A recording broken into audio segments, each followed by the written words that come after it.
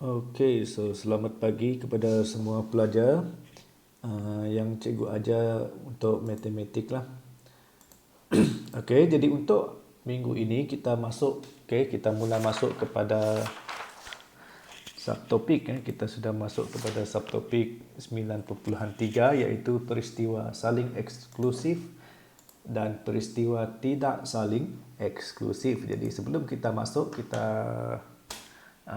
recap balik ataupun kita refresh balik apa yang kita belajar minggu lepas. Okey, minggu lepas kita belajar berkenaan dengan peristiwa bergabung, di mana kata kunci yang kita pakai ialah dan. Okey, dalam peristiwa bergabung menggunakan kata kunci dan tu kita belajar peristiwa bersandar ataupun peristiwa tidak bersandar. Jadi macam mana kita nak kenal kira dia punya kebarangkalian? Contohnya lah kebarangkalian peristiwa A dan B. Okey, kalau dia gunakan dan, bermaksud kita nak cari kebarangkalian peristiwa A bersilang dengan peristiwa B kan. Kalau dia bersilang, kita just gunakan petua darab lah, di mana kebarangkalian peristiwa A darab dengan kebarangkalian peristiwa B. So itu ialah apa yang kita belajar lah. Selain daripada guna petua darab, kita boleh gunakan cara senaraikan, di mana kamu senaraikan A dan B, kamu cari yang sama, lepas tu kamu bahagikan keseluruhan dia. So pun boleh juga, sama ada guna petua darab ataupun kita gunakan kaedah senarai semualah. Okey, jadi untuk hari ini kita masuk kepada so kalau minggu lepas kita gunakan dan, hari ini ataupun minggu ini kita gunakan atau pula. Tetapi benda yang kita nak belajar sudah berbeza. Kita nak belajar peristiwa saling eksklusif dan peristiwa tidak saling eksklusif. Apa maksud eksklusif di sini? Okey, kelab yang eksklusif. Kelab yang eksklusif boleh suka hati masuk kah? Tak boleh kan? Kalau dia eksklusif bermaksud dia langsung tidak ada kaitan antara satu sama lain, ataupun dia tidak mungkin ada persilangan. Ingat kata kunci dia. Kalau perkataan di sini saling eksklusif, bermaksud dia tiada persilangan. Kalau tiada persilangan bermaksud tak ada persamaan dia lah. Okey. Tetapi kalau dia gunakan perkataan tidak saling eksklusif, tidak eksklusif bermaksud tak ada kaitan. Tetapi kalau dia tidak saling eksklusif, bermaksud di sini kalau kita senaraikan, kita akan jumpa ada persilangan. Okey. Ada persilangan ataupun persamaan. Okey, itu kaedah kamu nak kenal pasti. Jadi untuk part yang pertama ni kita akan belajar macam mana nak kenal pasti sama ada dia eksklusif ataupun tidak. Okey, so kalau kamu tengok di sinilah bola pingpong, ada contoh dalam buku teks, tak apa cikgu terangkan contoh tersebut. Bola pingpong berlabel 1 sampai 9 dimasukkan ke dalam satu bakul kosong. U ialah peristiwa mendapatkan nombor genap. T ialah peristiwa mendapatkan nombor genap. U ialah peristiwa mendapatkan kuasa 2 sempurna. V ialah peristiwa mendapat faktor 9. Okey, kalau kita lukis gambar Rajah Venn dia kan, kita tahu mana satu yang saling eksklusif, bermaksud tak ada kaitan, tak ada persilangan dia. Nampak kan? T dengan U kan? T dengan U ni langsung tidak bersentuh ataupun tidak bersilang. So T dengan U tu ialah saling eksklusif. Manakala kalau kamu tengok T dengan V, cikgu silap, T dengan V. T dengan V tu kamu tengok bulatan sini, tak ada pun dia bersilang kan. Kalau dia tak bersilang, itu bermaksud dia saling eksklusif. Kalau T dengan U adakah tidak? Ada persilangan di sini. So T dengan U ialah tidak saling eksklusif. Okey, kerana persilangan dia 4. Begitu juga kalau kita tengok pasangan yang satu lagi, iaitu this one, U dengan V.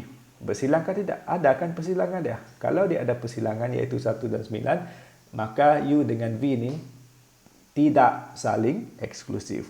Cikgu ulang balik. Kalau saling eksklusif, dia tidak akan bersilang. Kalau dia tidak saling eksklusif, ada persamaan ataupun ada persilangan. Jadi cara kamu nak senaraikan, make sure lah kamu kalau boleh tengok kemungkinan dia boleh ke tidak dia berlaku lah.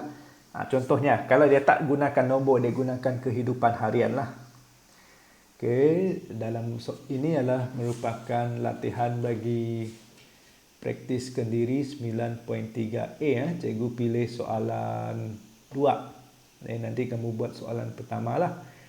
Okey, kamu buat soalan pertama dan soalan yang ketiga. Cukup itu part yang pertama kita belajar lah. Besok baru kita belajar benda yang sukar sikit.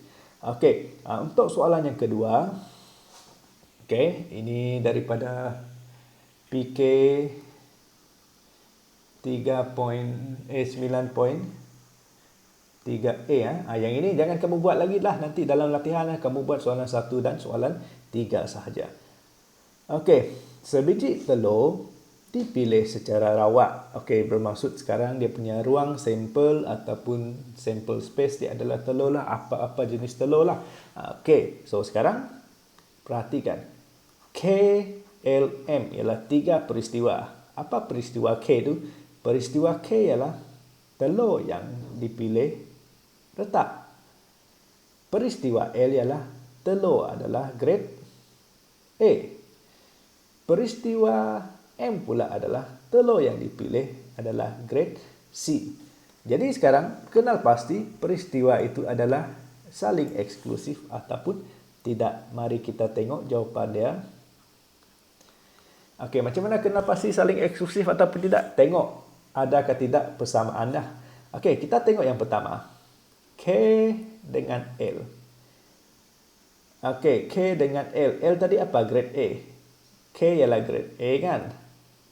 L ialah grade A. K ialah telur yang retak. Jadi saya tanya kamu sekarang.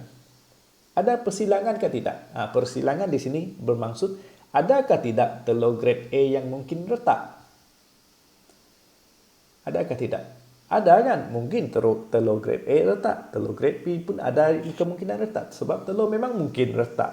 Jadi, kalau ada kemungkinan, jadi ini ialah tidak saling eksklusif lah. Okay? Kalau dia ada kemungkinan dia retak. Okey, tengok yang kedua. Peristiwa K apa? K retak kan? M grade C. Dia nak cari adakah tidak kemungkinan K peristiwa telur retak dan grade C. Mungkinkah tidak grade C itu retak? Mungkin juga. Jadi sebab dia masih apa-apa grade telur dia mungkin retak. Jadi kalau ada kemungkinan dia mempunyai kedua-dua ciri itu, kamu tu dia adalah saling tidak saling eksklusif.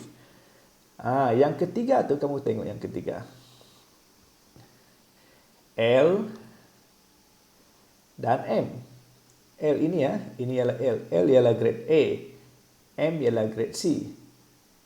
Okey, mungkinkah tidak telur yang grade A pun digradekan sebagai C? Tak ada kan? Kalau telur tu grade A lah. Tak ada dia dikategorikan sebagai grade C ke grade B ke.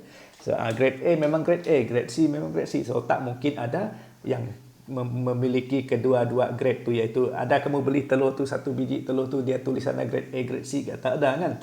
Jadi ini tak ada persilangan. Jadi kalau tak ada persilangan, kesimpulan dia adalah saling eksklusif. Okey, itu saja tugasan kamu hari ini. Okey, kenal pasti dulu. Kenapa kita perlu belajar kenal pasti? Sebab selepas ini kamu belajar mengira tu, formula dia akan berbezalah di antara saling eksklusif dan tidak saling eksklusif.